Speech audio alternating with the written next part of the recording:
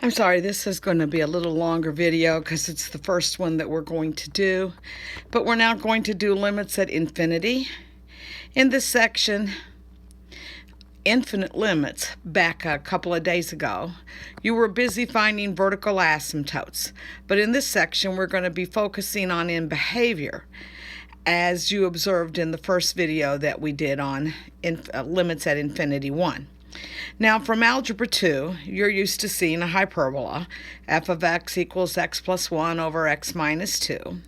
We know there's a vertical asymptote at x equals 2 and a horizontal asymptote at 1, and I just went ahead and I plotted it. No big deal. In the infinite limit section, we were able to verify that x equal 2 was actually a vertical asymptote because we said what happened when we did the limit from the left. Well, we ended up with 3 over 0 left, which gave us a negative infinity, and an infinity means a vertical asymptote. And when we did the limit from the right side, we found that this gave us positive infinity, and so we could see that the vertical asymptote, it only has to occur on one side, but it occurred on both sides. But anyway, we were able to verify that. Now, the purpose of limits at infinity is to determine the end behavior of our function over an infinite interval. These will let us determine if the function has a horizontal asymptote, a slant asymptote, or no asymptote at all. Now, we're not going to be doing asymptotes today. We're just going to do the analytical stuff, but we will be getting there. Continuing with the graph of above, we're going to make a table of values approaching negative infinity and positive infinity so we can determine the end behavior, that is, the limit. So I went ahead and I made a table. And I just set it up. We're not going to ask you all to do this, so don't worry. This is just a teaching device. So as you see, as I'm heading to negative infinity, I'm approaching 1. And as I'm heading to positive infinity, I'm approaching 1. Therefore, the limit as x approaches negative infinity is 1, and the limit as x approaches positive infinity is 1. And this can be read, especially in college, rather than we're approaching negative infinity or positive infinity, they'll say as x decreases without bound, y approaches 1, and as x increases without bound, y approaches 1. Now, I've given you a definition in your notes for an infinite limit, but folks, for limits when we're at infinity. But I'm not going to worry about the technical stuff right now because we're not proving. So the theorem that we do want to use is the limits at infinity theorem. It said let R, which is playing your exponent, be some possible positive rational, or it could be an irrational number. And C can be any real number, positive or negative. It can even be 0. But we think of it as not being 0 for these purposes right now, just quickly in our own brain, to help us out, as it being just some kind of a real number and avoiding the 0, which will confuse you. It said no matter what it is, when I have infinity down there, to no matter what that exponent is, as long as it's positive and it's rational, this answer will be 0. And if I can come down here, let's say R were a square root, then you couldn't be less than 0. That's why they're saying the definition, if it's defined, will also get 0. Now, the gist of this is no matter how large a number you put in your numerator, it doesn't matter because the denominator, infinity, is so much bigger. So I don't care if this numerator was a trillion, trillion, trillion, trillion, trillion, trillion, trillion, trillion, or a trillionth to the trillionth power to the trillionth power to the trillionth power to the trillionth power to the trillionth power to the trillionth power. Infinity is humongous compared to it, and the answer is always 0. So let's look at a couple little examples using this theorem. I have a constant over, that is 5 over infinity is 0. 5 over infinity plus 1 is 0. I have 3, and then 4 over infinity, and 3 minus 0 is 3. All right, we're now going to do this approach that you have to do in college calculus. But relax. I'm going to show a much easier way in a few minutes when we get to the boards that are sitting in the dining room. And many college professors will allow you to use in behavior also. And then on an AP test, I'm going to tell you right now, I have never seen them have us do this analytically. It's one of those where everybody uses in behavior and it's on the multiple choice portion anyway. So the analytical approach.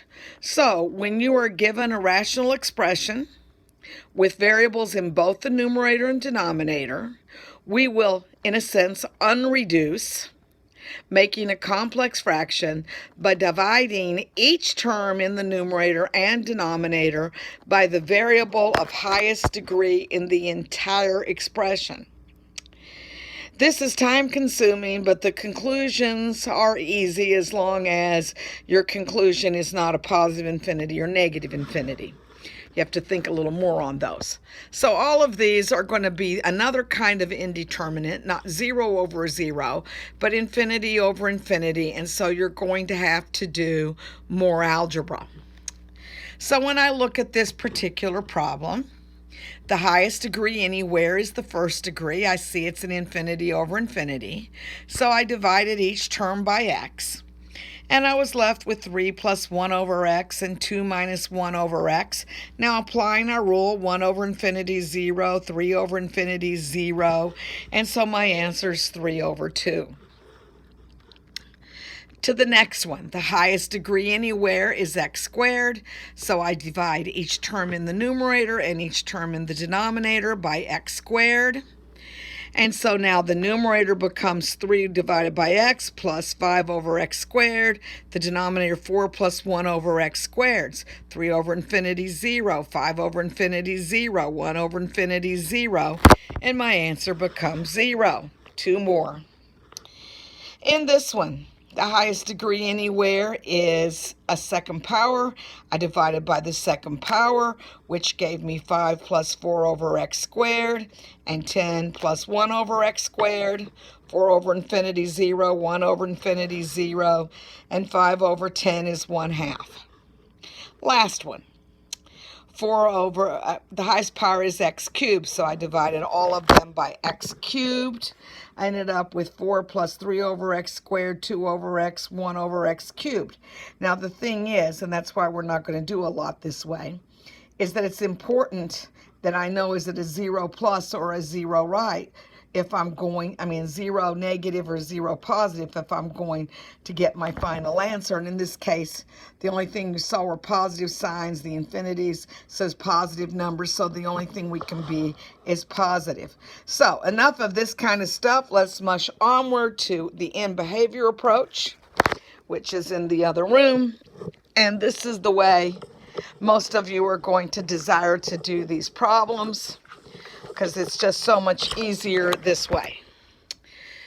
First, we're going to use the following guidelines. 2 of these you used in Algebra 2. When the degree of the numerator is less than the degree of the denominator, you learned that your horizontal asymptote, aka the limit, was 0. And when the degree of the numerator was equal to the degree of the denominator, you took the highest degree in the numerator and the highest degree in the denominator, and you divided them, and you got your horizontal asymptote of a positive or negative number. Now, the problem, child, is when is the degree of the numerator greater than the degree of the denominator, because that's when our answer is going to be a plus or minus infinity, and we'll do that after we do these 10 examples of side 1, because on side 1, all of the answers are going to be a real number, no infinities. So I look at this problem, and what you were used to doing in Algebra 2 was you said, what is the highest degree? That's going to approximate what we're going to end up with. And the highest degree was 5x and negative 2x. I divided it. That's my limit. Next problem, the degrees match. What's the highest degree? X cubed, numerator. So I only take the highest degree term, negative x cubed, and then the positive 3x cubed. I divide and get negative 3. Now these next two I know are 0 already, but I want to show you, you can use the second rule always if you want. The highest degree is the third. There aren't any third degrees, so it's a 0. So see how your answer automatically becomes a 0. For the next one, don't get fooled. This is an x squared because I have to square the quantity. So the highest degree is an x squared. So again, the numerator's less. I know it's 0. I don't have to show this work. I'm just showing you that you can always use the second rule and say, oh, there aren't any x squareds over 1 is 0. Now, back to where we're going to have the same degree. On top, it'll be negative x to the 4th. And on the bottom, a negative x to the 4th power is a positive x to the 4th. And negative x to the 4th over positive x to the 4th is negative 1. Like I said, these are really, really dippy when we use in behavior.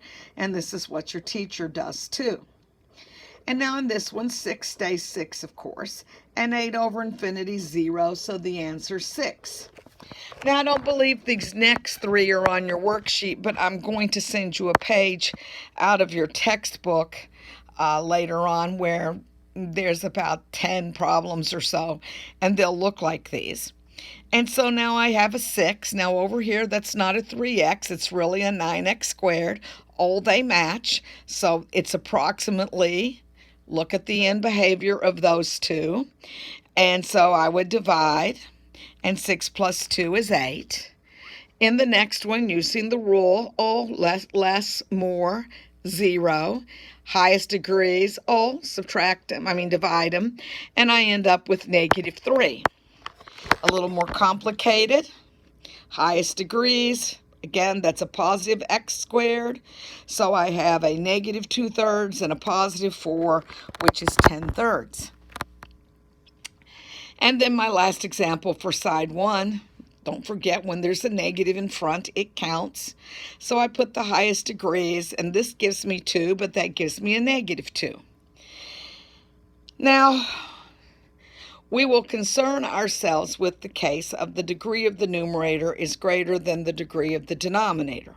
Please understand that these will get you a positive infinity or a negative infinity, which really means D and E, as it always has, but in calculus and pre-calculus, the description is the better answer since it yields more information. We will determine the sign on your infinity based on the higher powers in the numerator and denominator separately. And then we'll appeal to our end behavior rules. And then we'll use the quotient of signs to let us know whether the final answer is positive infinity or negative infinity. Sounds harder than it really is, folks. All right, here's the end behavior. All of this is basically in your notes. With your odd, you can either go up or you can go down. And notice this says x is heading to negative infinity, so y's getting smaller. X is heading to positive infinity, y's getting bigger. X is heading to negative infinity, the y's can get big. And x can go to positive infinity, and the y's get small. Because an odd function, if you go to one infinity, it's different than the other. And so how would we deal with this mathematically? So if I'm approaching a negative infinity, that's a negative number. And so that means I have got 5, which is a positive number, times a negative number cubed. I only care about are the signs. And I end up with a negative. So my answer would be negative infinity. For this one, a negative 4 is a negative number, negative to the 5th power. Well, that's 6 negative signs, and so that would be positive. Now, what happens when I'm going to positive infinity? The x is represented with a plus sign. My battery's going down, so I have to plug it back in so we don't die here. And now, what happens when I'm going to negative infinity? I'm negative infinity, positive infinity. I'm positive when I'm even. And over here, you go up, up. So what happens when I put in a negative sign? Positive, negative to the 4th. But a negative to the 4th is positive. Negative, negative squared. Negative times a positive is negative. When I put in plus signs, plus, plus. and minus plus, and we get our signs so we can see what's happening. Now for the examples. So when I look at these examples, I'm going to see, all right, the highest power is negative 2x cubed. A negative 2 times a positive number, because it's a positive infinity. That product's negative, so the answer is negative infinity. Over here, my x's are played by negatives, so I have a negative 2 times a negative cubed, which is negative times negative, and positive infinity. My third example, I say, okay, here are my highest powers. What is my x played by? A positive. So positive times positive over positive is a positive infinity. My x's are being played by a positive. Positive times positive. Positive times, ooh, that's supposed to say positive. Hold on. She's looking for something to help. Positive, okay. Got that fixed. I don't know where my brain was. Okay, and so we're positive infinity. For this next one, x is heading towards a negative. So I have positive times negative and positive times negative. So I'm a positive infinity. For problem 6, I have a negative 4x cubed and 2x squared is the highest powers. X is played by a negative. Negative cubed is negative times negative. Positive and a square is positive times positive. So the final answer is positive infinity. Number 7, get those highest powers.